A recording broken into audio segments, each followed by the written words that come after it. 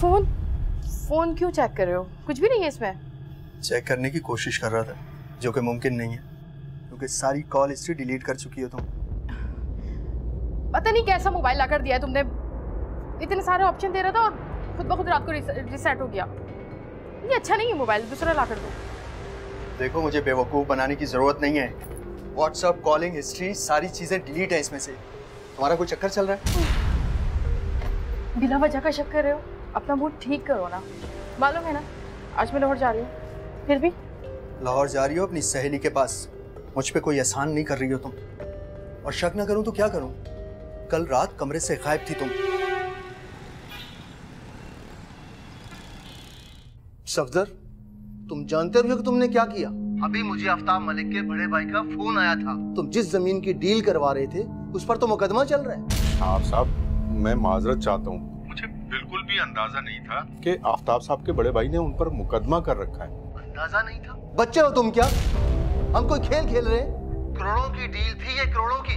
और तुम्हें पता है कि अखबारात में इश्तिहार दे चुके हैं शॉपिंग मॉल का, और अब पता चल रहा है कि ये जमीन मतनाज़े है।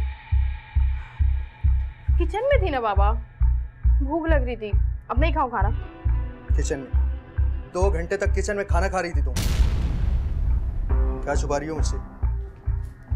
कुछ नहीं छुपा रही, बिला वजह का शक कर रहे हो। शक शक और शक, गलत फहमी है तुम्हारी। कितनी दफा बोलूं? देखिए, प्रॉपर्टी के बिजनेस में ऐसा होता है। अब अगर मुझे पता होता तो मैं क्यों हाथ डालता उसमें? देखो, 10 लाख रुपए एडवांस में दिए मैंने तुम्हें, और साख के साथ साथ हमारा पैसा भी दांव पर लगा हुआ है। मुझे तो कुछ समझ में नहीं आ रहा कि क्या करूं। ठहरो, मैं अरशद से बात करता हूं। हाँ, आप अपनी तसल्ली कर लें, मुझे कोई एतराज नहीं है, मगर मेरी तरफ से कोई प्रॉब्लम नहीं होगी। आप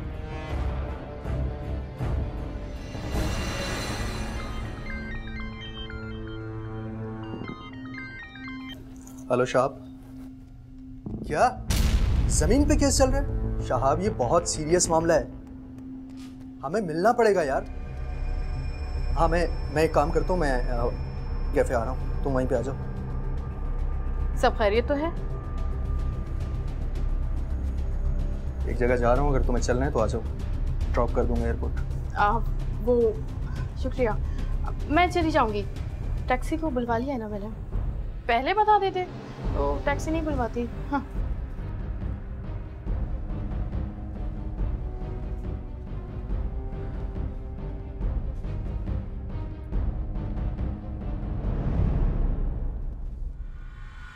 अब हाँ पहुंच रही हूँ मैं। Bye bye bye. शहाब, तुम जानते हो कि ये डील कितनी अहम थी।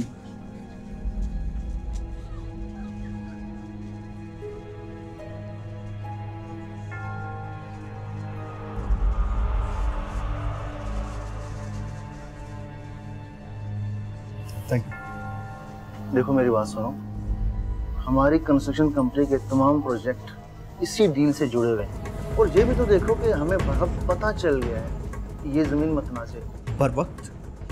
तुम इसे पर वक्त कहते हो?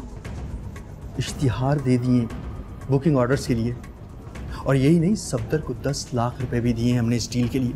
उसका क्या होगा? तो यार कोई रास्ता निकालते हैं ना, कोई हल ढूंढते हैं। तुम क्या रास्ता निकालोगे? मैं जिस दिन से तुम्हारे साथ काम कर रहा हूँ उस दिन से मुसलसल घाटे में जा रहा हूँ मैं, और ये 10 लाख भी मेरे ही लगे हुए। अगर डूब गए तो तुम्हें तो कोई फर्क नहीं पड़ेगा ना। फर्क पड़ता है, हम दोनों पार्टनर हैं। अरे कोई गली मोहल्ले के लड़के हैं तो नहीं कि हम एक दूसरे को ताने मारते थे। पार्टनर्स थे हम लोग, आज से हमारी पार्टनरशिप खत्म। मैं अपने रस से और तुम अपने रस से। ये क्या तुम कह रहे हो? अरे हमारा बरसों का साथ है। अरे लानत भेजता हूँ ऐसे साथ देने। और वैसे भी तुमने अपने बहनोई के साथ कंपनी बना ली है ना, इसीलिए इस फर्म को तबाह करने पे तुले हुए हो तुम। क्यों? सच कह रहा हूँ ना? झूठ है, ये इल्जाम है मुझ पे। सच और झूठ का फैसला मैं करूँगा, क्योंकि ऑफिस और बिजनेस मेरे नाम पे। तुम्हारे लिए अच्छा यही होगा कि खामोशी से अलग हो जाओ और जाके अपने उस निकम्मे बहनोई के साथ काम करो। तुम मुझे मेरे साथ ठीक नहीं कर रहे, तुम्हें इसका खुमियाजा भुगतना पड़ेगा, समझे तुम?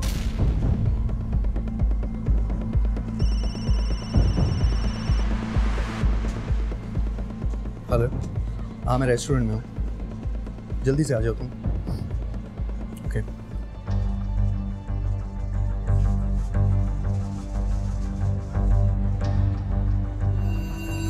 हेलो, कहाँ हो तुम? नहीं नहीं, मैं पहुँच रही हूँ। अरे तुम नहीं आना, तुम्हारा आना खतरे से खाली नहीं है। अरशद को शक हो गया है। अरे हाँ बाबा, पैसे भी ले लिए हैं मैंने, बस टैक्सी भी आने वाली होगी। हाँ बुलवा ली है मैंने। ओके, खुदा हाफिज़।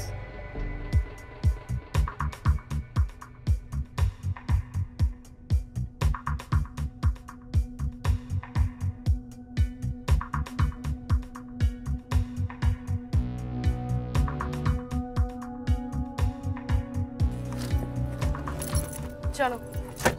एयरपोर्ट की राइड है मैडम? नहीं, डीएचए जाना है मुझे। वहाँ से भी किसी को पिक करना है? नहीं।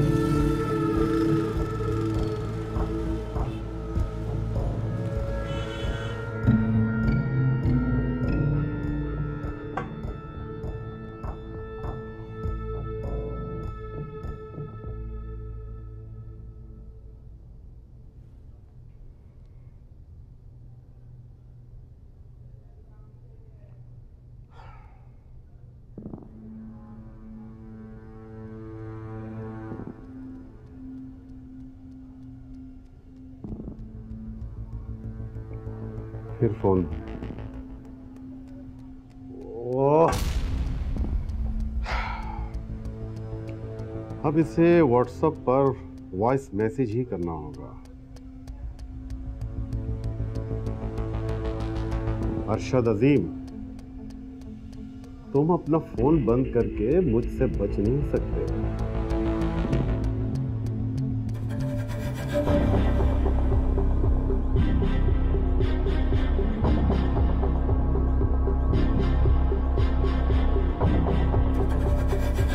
समझे?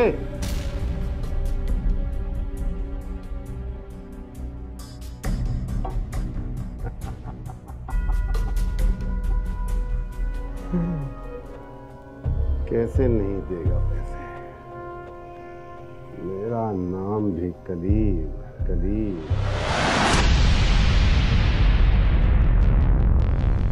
हाँ बोलो अरशद। आप इमरान बात कर रहे हैं? जी हाँ, इमरान बोल रहा हूँ। तुम कौन हो? और ये अरशद कहाँ है? अरशद का एक्सीडेंट हो गया। एक्सीडेंट? मगर कहाँ? अरशद ठीक तो है ना? मलीर में। असल में अरशद मुझे जख्मी हालत में मिल रहा था सड़क पर, उसी ने मुझे आपसे रब्ता करने के लिए कहा। हाँ अच्छा, मैं आता हूँ। मगर मलीर में कहाँ? और ये बताओ अरशद ठीक है ना? इस मोबाइल की बैटरी खत्म हो रही है। Hello hello. ताज़ीरात पाकिस्तान की दफ़ा 301 के तहत अगर कोई शख्स ये जानते बूझते भी कि उसके इस अमल से किसी की मौत भी वाक़ई हो सकती है, लेकिन उस शख्स के अमल से उसके हदफ के बजाय किसी दूसरे फ़र्द की मौत वाक़ई हो जाती है, तो इस सूरत में भी उसे क़त्ल अम्द का मुजरिम करार दिया जाएगा और दफ़ा 302 के तहत उसे सज़ाए मौत या उम्र कैद की सज़ा मिलेगी।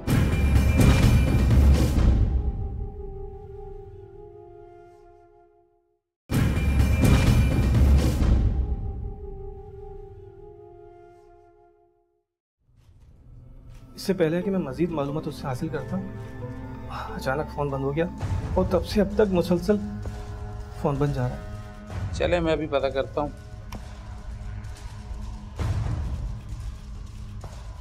हेलो, आज मलीर के इलाके में कोई एक्सीडेंट रिपोर्ट हुआ है? नहीं? अच्छा ठीक। आज तो मलीर के इलाके में कोई एक्सीडेंट रिपोर्ट ही नहीं हुआ। आप इस तरह करें कि अपने भाई की गाड़ी का नंबर मुझे दे दें, हम वायरलेस पर अलर्ट जारी कर देते हैं। अगर गाड़ी रोड पर मौजूद हुई तो हमारी नज़रों से नहीं बच सकती।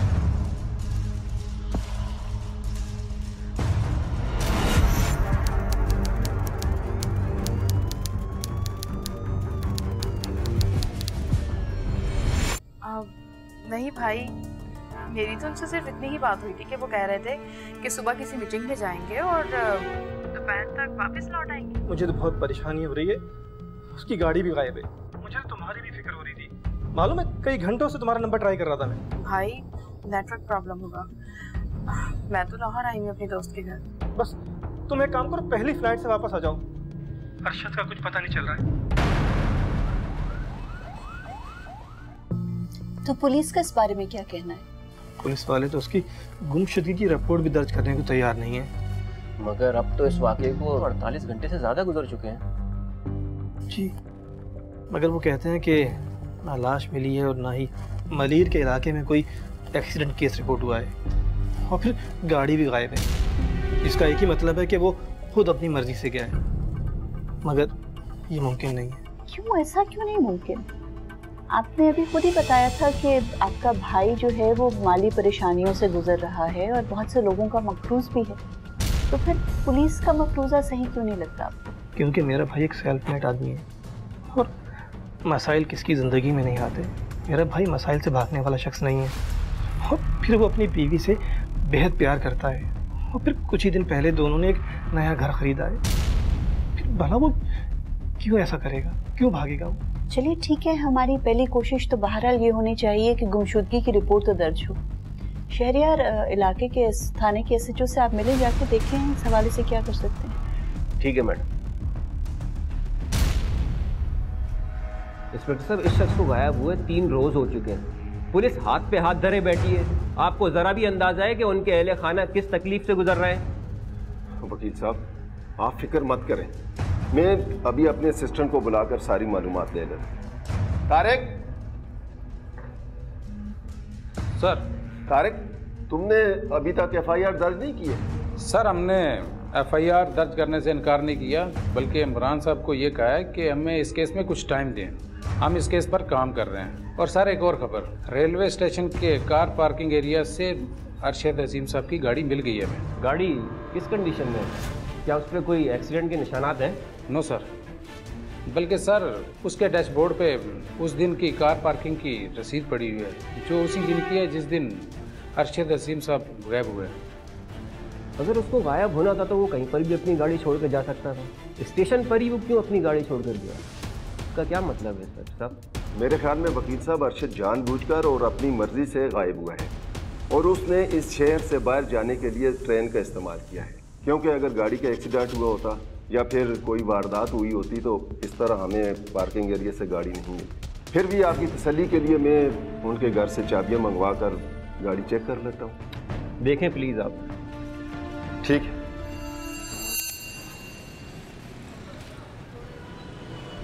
समरा, देखो सच सच बताओ, तुम्हारा अरशद से कोई झगड़ा तो नहीं हुआ था?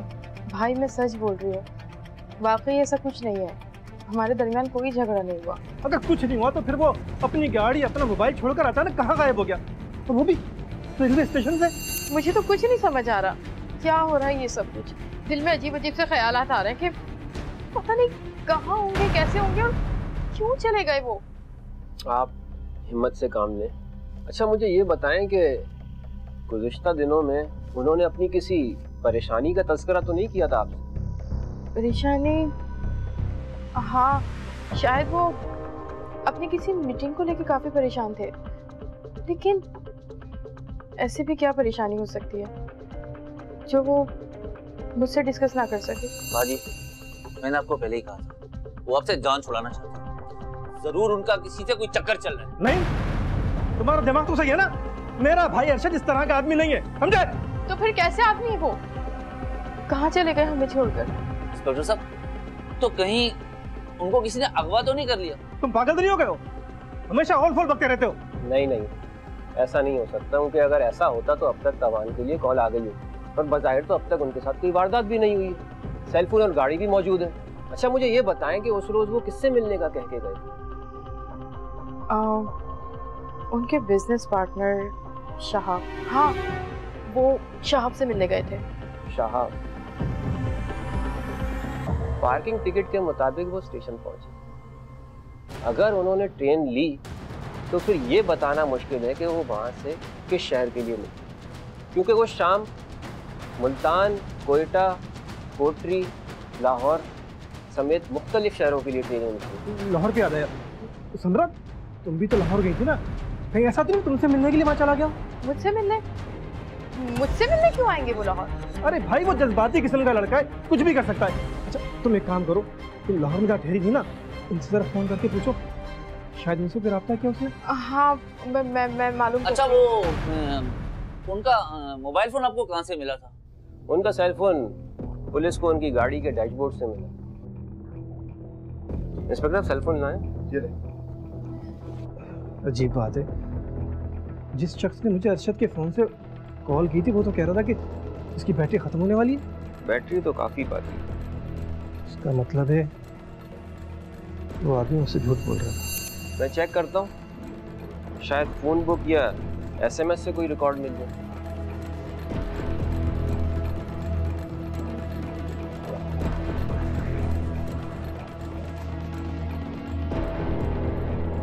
बज़ाहिर तो कुछ भी खिलाफ तवक्को नहीं है।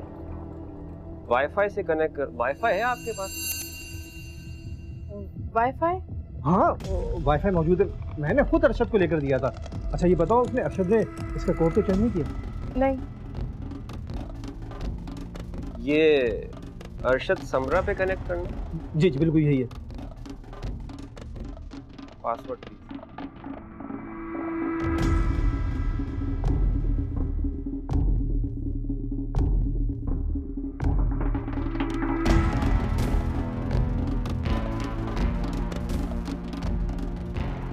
हो गया।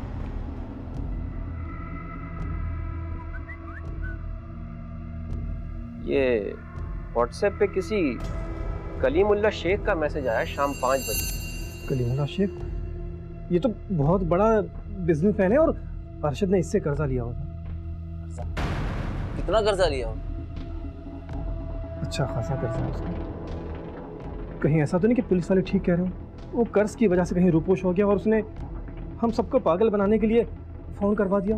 भाई ये कैसी बातें कर रहे हैं आप? ये तो आपके भाई है ना, फिर भी आप ऐसा बोल रहे हैं। वकील साहब, मेरे शौहर हालात से लड़ने वाले इंसान हैं। वो कभी भी इस तरह अपना मुंह नहीं छुपा सकते। ठहरे, मैं मैसेज डाउनलोड करके देखता हूँ।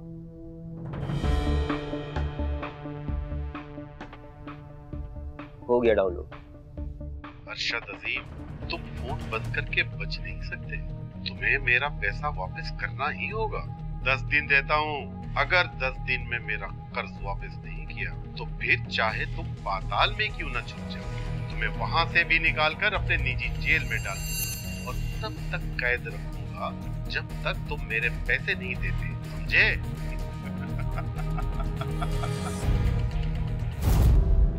ताज़ीरात पाकिस्तान की दफा 364 के तहत अगर कोई शख्स किसी ऐसे फर्द को अगवा करता है जिसे कत्ल करना मकसूद हो या उसे अगवा करके ऐसे हालात में रखा जाए जहां अगवा होने वाले फर्द की जान को शदीद खतरा हो, तो इस शख्स को जुर्माने के साथ साथ 10 साल तक कैद बामुशक्कत की सज़ा हो सकती है।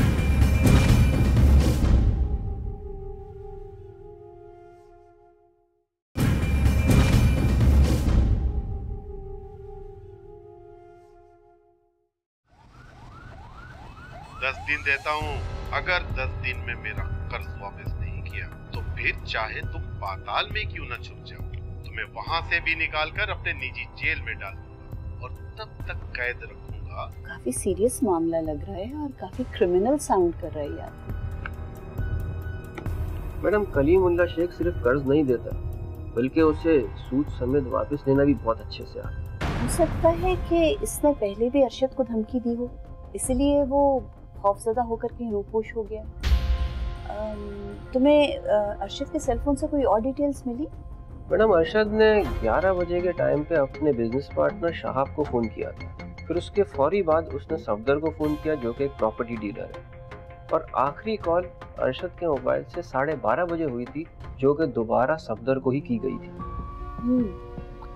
मेरे ख्याल में तुम एक मर्तबा खुद सफदर और शहाब दोनों को मिल लो और उनसे पूछो कि अरशद की बिजनेस के हालात कैसे थे, और ये जो आखिरी मुलाकात की इन दोनों ने उसमें कोई इनको कोई ख़ास बात अरशद ने कही हो, किस हवाले से थी इनकी मीटिंग। मैडम एक और अजीब सी बात हुई, समरा का मिजाज मुझे समझ नहीं आया। मुझे लगता है कि ये कुछ हमसे छुपा रही है, ये लाहौर नहीं गई थी। अच्छा, तुम्हारे ख्याल में झूठ बोल रही है? मुझे लगता है ऐसा लगा।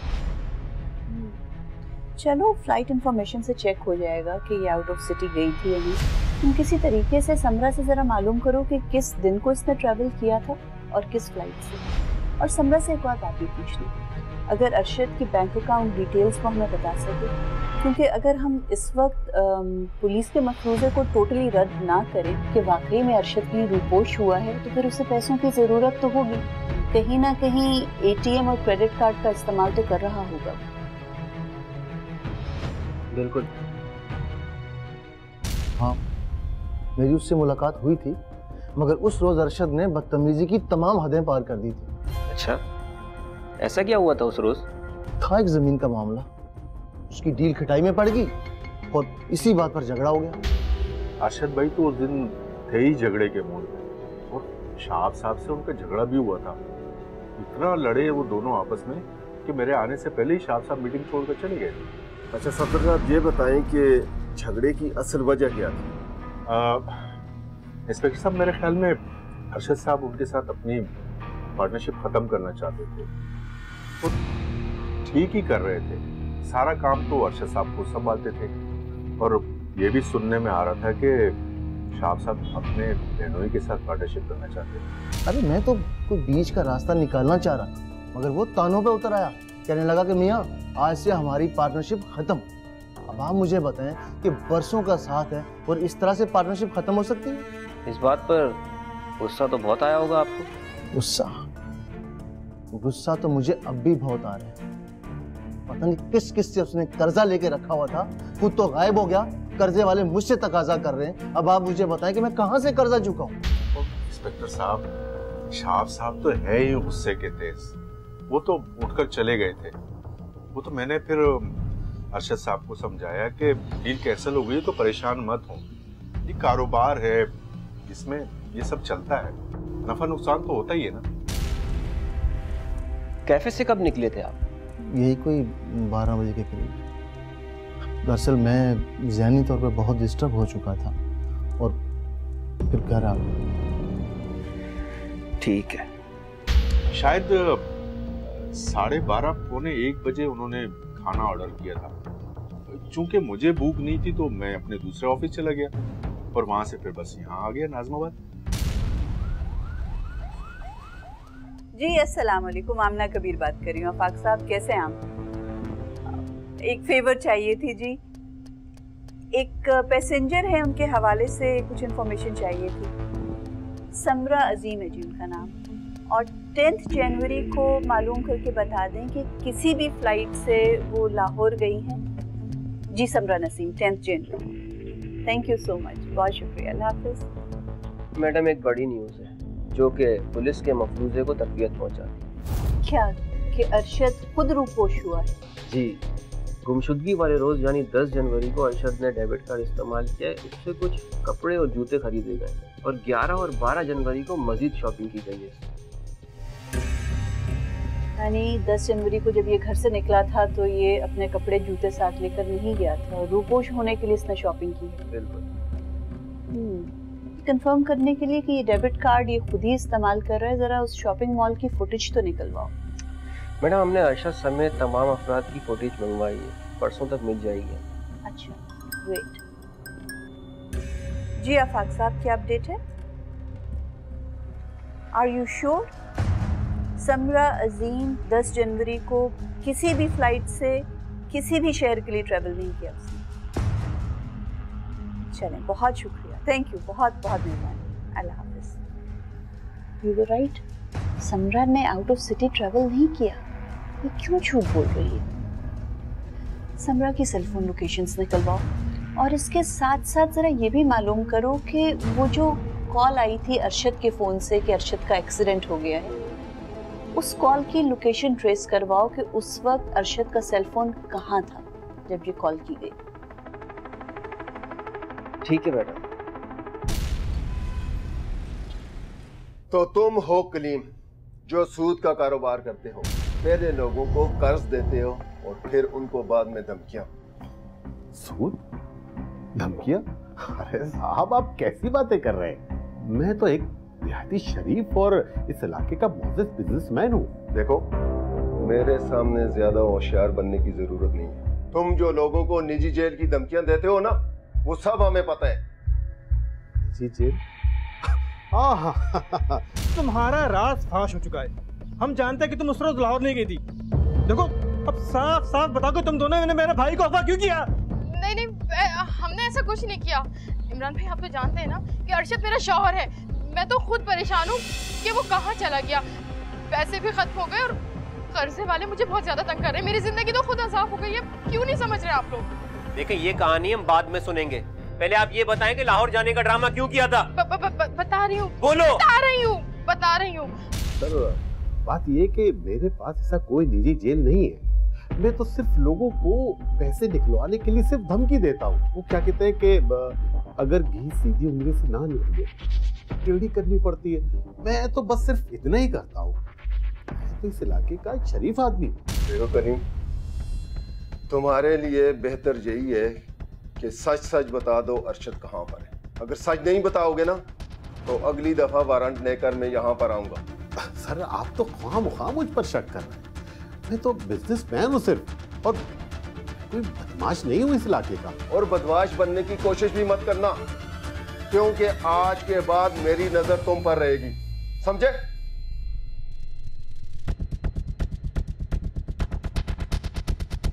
वो दरअसल बोलो ना, ये किसी लड़की को भगा कर ले आया था और लड़की वालों ने पुलिस से राब्ता कर लिया था। बोलो।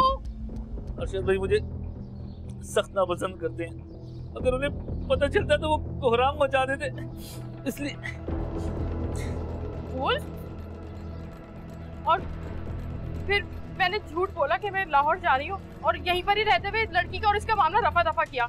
बाखुदा हमें नहीं पता कि अरशद किधर है। हम तो खुद बहुत ज्यादा परेशान हैं।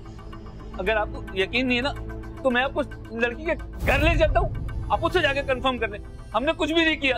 इमरान भाई प्लीज यकीन कीजिए, हम मुलविस नहीं है अरशद की गुमशुदगी में।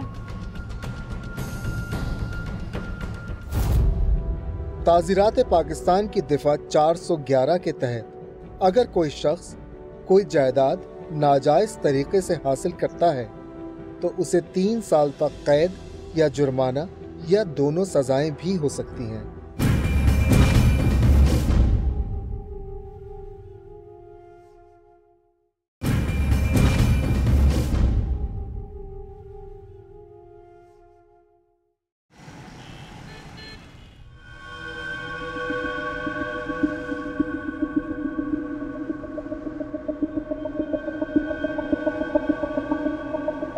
लगता है कि वो आ गया। जी सर। तैयार रहियो। बिल्कुल। आज ये बच के ना जाने पाए, समझा?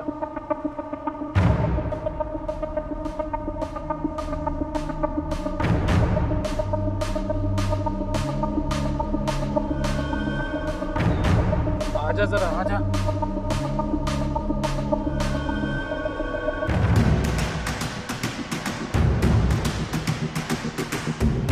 ओए रुक। अबे पकड़, कहाँ जा रहा है तू? पकड़ के रख इसको। मैं साहब को जरा कॉल कर लूं। सर, आपकी इन्फॉर्मेशन बहुत पक्की थी। सर, हमने मुख्बी अरशद को पकड़ ली है, हमारे हाथ में आ गया अभी। सर, हम लेकर उसे थाने ही आ रहे हैं। ठीक है सर, मैं लेकर आए इसे।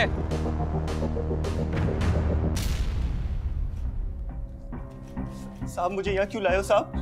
अच्छा, अरशद को अगवा करके उसका कार्ड इस्तेमाल कर रहा है और फिर हमसे पूछ रहा है कि तुम्हें यहाँ क्यों लाए हैं? कहाँ रखे है अरशद को तुमने, या फिर उसका कत्ल कर दिए?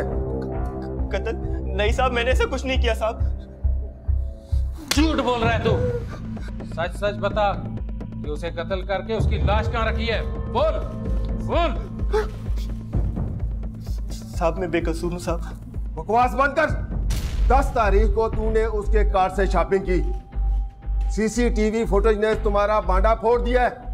अब झूठ बोलने की जरूरत नहीं है। और तुमने 2 दफा उसका एटीएम कार्ड इस्तेमाल करने की कोशिश की। अब तुम्हारे लिए बेहतर यही है कि सच सच हमें सब कुछ बता दो। बोलो। मेरा कसूर यह है कि बस मैं लालच में आ गया था।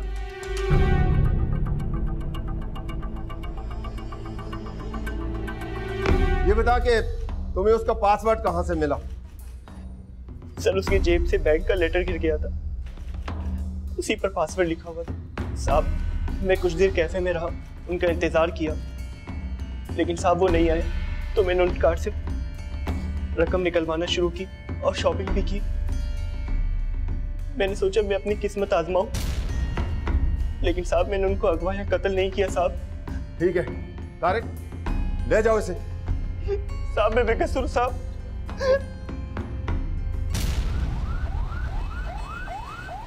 अरशद का डेबिट कार्ड ब्लॉक ना करवाया जाना तो बहुत तशवीशनाक बात है। ये तो इस बात की भी दलील हो सकती है कि अरशद मर चुका है। लेकिन मैडम अगर ऐसी बात होती तो अभी तक उसकी लाश क्यों नहीं मिली? वो इसलिए कि कातिल की प्लानिंग ही यही थी कि ये तासुर दिया जाए कि अरशद अपनी मर्जी से कहीं रूपोश हो गया है। ये तो अगर वेटर को अरशद का डेबिट कार्ड ना मिलता तो हम भी शायद इसी मुगालते में रहते।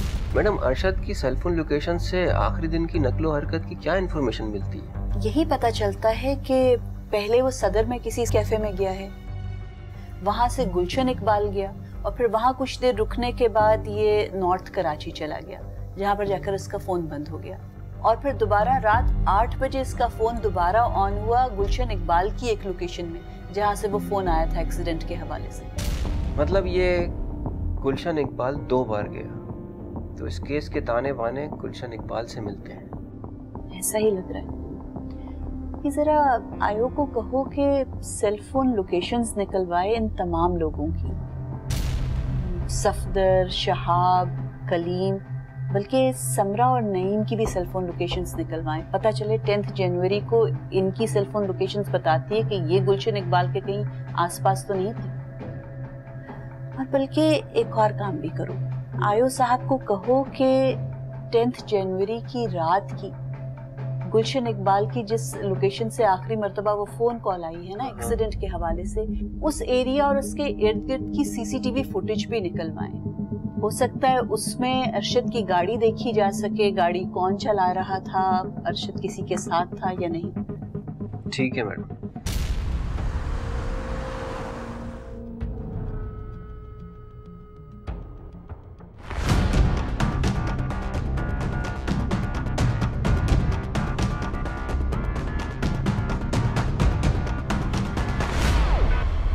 सर ये सरासर इल्जाम है।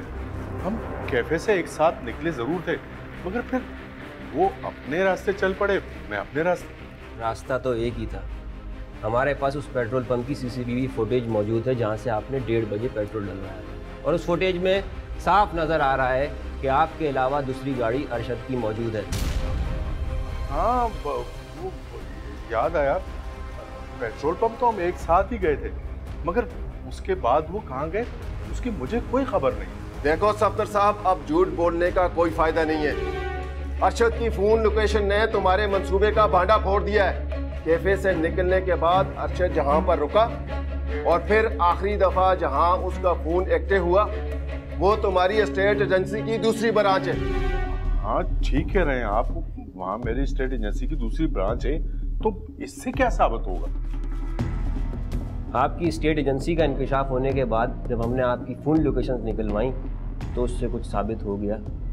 आप और अरशद कैफे से एक साथ निकले थे, और 4 बजे जब उसका फ़ोन ऑफ हुआ आप दोनों साथ ही थे, और 8 बजे उसका फ़ोन दोबारा जब एक्टिव हुआ तब भी आपकी वही लोकेशन थी, यानी गुलशन इकबाल। और इसका साफ मतलब ये है कि अरशद उस वक्त तक तुम्हारे साथ था, या फिर तुम उसे कत्ल कर चुके थे। बोलो। बॉस इन्हें तो सब पता चल गया, अब तो फंस गए बॉस हम तो। हाँ मैंने ही मारा था। वो हम भी जानते हैं। ये बताओ कि कत्ल क्यों किया? क्या करता मैं? उसने तो मेरी जिंदगी अजाब बना के रख दी थी। हर वक्त कहता था कि मेरे पैसे वापस करो, मेरे पैसे वापस करो। कहां से देता उसको पैसे? और उल्टा ये धमकी लगा रहा था कि अगर पैसे वापस नहीं किए तो मैं पुलिस में जाकर फ्रॉड की FIR कटवा दूं। बस मुझे भी गुस्सा आ गया और फिर मैंने बैठे बैठे सुबह बनाया। सफदर, तुम मुझे मजबूर कर रहे हो कि मैं पुलिस के पास जाऊं। मुझे मेरे पैसे चाहिए अभी और इसी वक्त। अरशद भाई, आप पैसों की बिल्कुल फिक्र ना करें। मुझे अपना नुकसान गंवारा है, आप इस चीज की टेंशन ना लें। देखिए, इस डील को भूल जाए। मेरे पास नॉर्थ कराची में इससे ज्यादा अच्छी जमीन पड़ी है और उसके डॉक्यूमेंट्स भी क्लियर है। हाँ, बस जरा सड़क ज़ेरे तामीर है। जैसे ही वो मुकम्मल होगी ना तो कुछ ही दिनों में सोने के भाव बिकेगी, सोने के। सफदर, जमीन का मसला हम बाद में हल करेंगे, मेरे पैसे चाहिए मुझे भी। ओ भाई, मैंने आपसे कहा ना, पैसों का कोई मसला नहीं है। आधी पेमेंट तो मैं आज ही कर देता हूँ आपको। आप मेरे साथ मेरे ऑफिस चलें दूसरे वाले में, तो आधी पेमेंट मैं वहाँ क्लियर कर देता हूँ, बाकी आधी की बाद में दे दूंगा। आप मेरे साथ चल के जमीन तो देखें, आपका सारा गुस्सा ठंडा हो जाएगा। मैं रऊफ को फोन करता हूँ, वो आपकी गाड़ी पिक कर लेगा।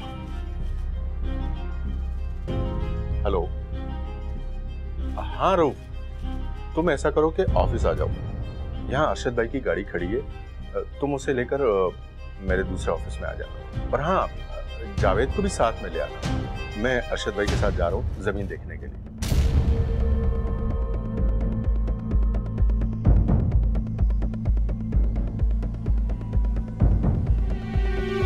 सफदर, तुमने तो कहा था कि ये प्लॉट नॉर्थ कराची में है, लेकिन वो तो पीछे रह गया है। जो पीछे रह गया उसे भूल जाओ। मैं तुम्हारा मतलब नहीं समझा हूँ, क्या कहना चाह रहे हो? ये सब कुछ करने पर मुझे तुमने मजबूर किया। तुमने। देखो, तुम बहुत गलत कर रहे हो सफदर, बहुत गलत कर रहे हो तुम। कोई गलत नहीं कर रहा, कोई गलत नहीं कर रहा मैं। ना तो पुलिस की धमकियां देते मुझे और ना मुझे गुस्सा आता। देखो सफदर, हम कोई ऐसा फैसला कर लेते हैं कि बैठ के कोई डील बना लेते हैं जिसमें हम दोनों का फायदा हो। देखो, फैसला तो हो चुका, वो है तुम्हारी मौत का फैसला। सुना तुम्हें? तुम क्या समझते थे कि तुम मुझे ब्लैकमेल करोगे और मैं तुम्हारी ब्लैकमेलिंग में आ जाऊंगा? मैं तुम्हें जिंदा नहीं छोड़ूंगा।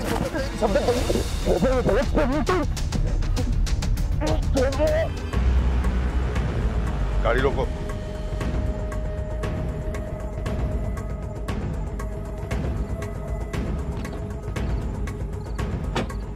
Rauf, yes boss. अरशद का मोबाइल निकालो और उसके भाई को फोन करो कि इसका एक्सीडेंट हो गया।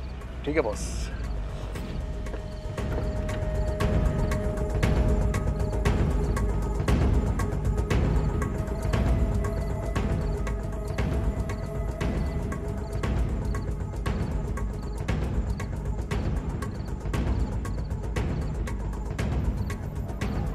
हाँ बोलो अरशद, आप इमरान बात कर रहे हैं? जी हाँ, इमरान बोल रहा हूँ। तुम कौन हो और ये अरशद कहाँ है? ओ, अरशद का तो एक्सीडेंट हो गया है। क्या? मगर कहाँ? ठीक तो है ना? मलीर में। असल में अरशद मुझे जख्मी हालत में मिल रहा था सड़क पर। उन्होंने ही मुझे आपसे रब्ता करने के लिए कहा था। हाँ, मैं आता हूँ, मगर मलीर में कहाँ? और ये बताओ, अरशद ठीक है ना? हेलो, वो मोबाइल की बैटरी खत्म हो रही है। हेलो हेलो, मोबाइल ऑफ करो और मुझे तुम ऐसा करो, इसकी लाश ठिकाने लगाओ, ठीक है? और मुझे इसकी गाड़ी तक छोड़ कर आओ ताकि वो गाड़ी में स्टेशन पर छोड़ दे। ठीक है बॉस।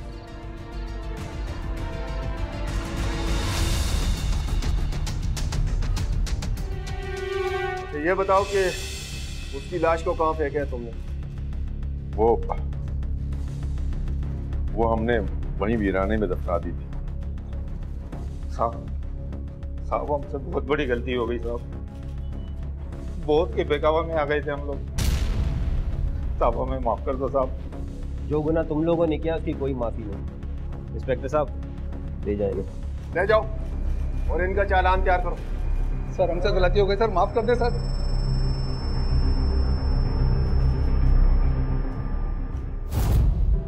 अगर आप भी कोर्ट नंबर 5 में कोई केस पेश करना चाहते हैं तो हमें ईमेल करें court5@sama.tv।